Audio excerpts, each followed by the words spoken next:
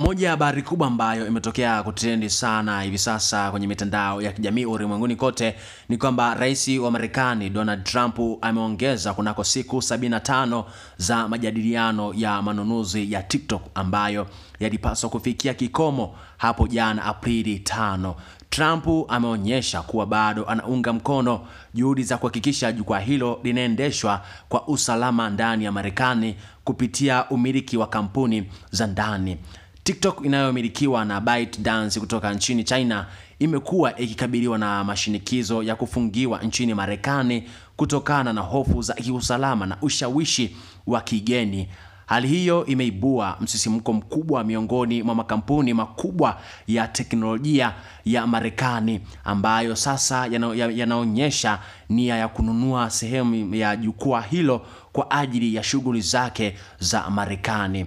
Sababu kuu ya kuvutia kwa makampuni haya ni nafasi kubwa ya kiuchumi inayotolewa na TikTok.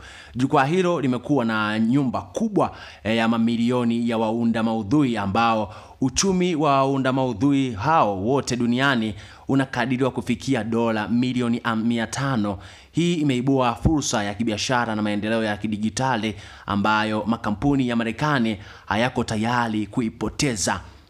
Majadiliano yanaendelea huku matarajio yakiwa ni kufikia makubaliano yatakayohakikisha usalama wa data za watumiaji na kuendeleza ukuaji wa kiuchumi kupitia ubunifu wa kidijitali.